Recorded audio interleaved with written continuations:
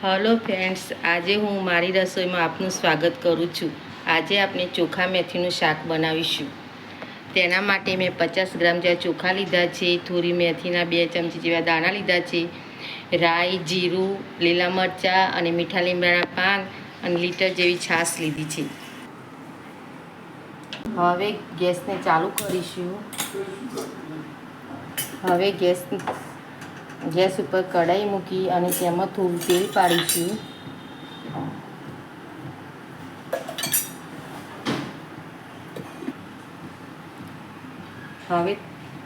હવે તેલમાં રાઈ ઉમેરીશું.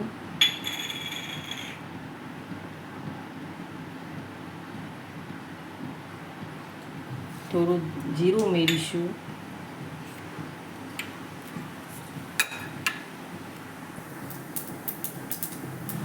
ચોખા મેથીનું શાક કરવાનું છે એટલે 2 ચમચી જેવા મેથીના દાણા લીધા છે.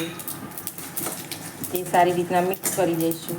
તેમાં 2 લીલા મરચાં કાપેલા ઉમેરીશું.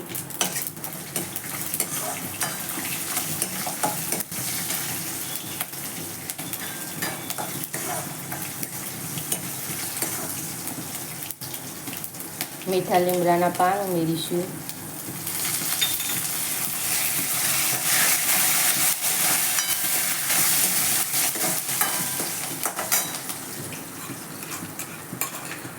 હવે મેં આદુ લસણ મરચાંની પેસ્ટ બનાવી છે તે ઉમેરીશું.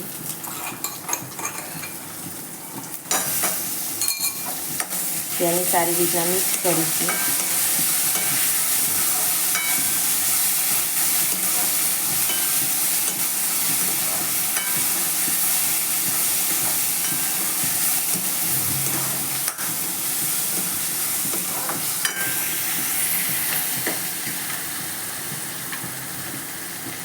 હવે તેમાં છાશ ઉમેરી.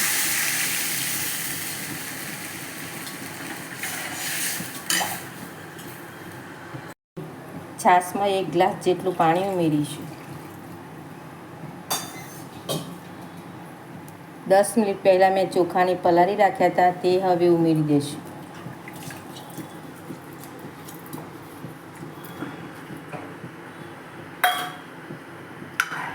બધું સારી રીતના મિક્સ કરીને 10 થી 15 મિનિટ માટે ધીમા ગેસે ચડવીશું.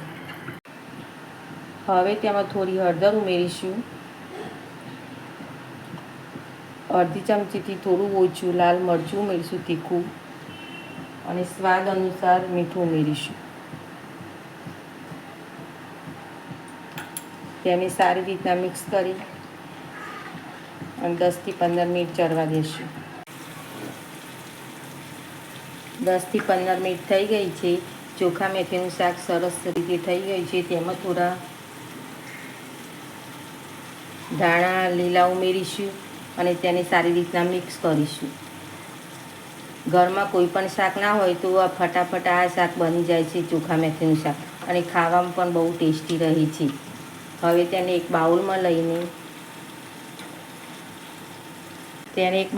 લઈશું અને ભાખરી અને મકાઈના રોટલા જોડે સરસ લાગે છે.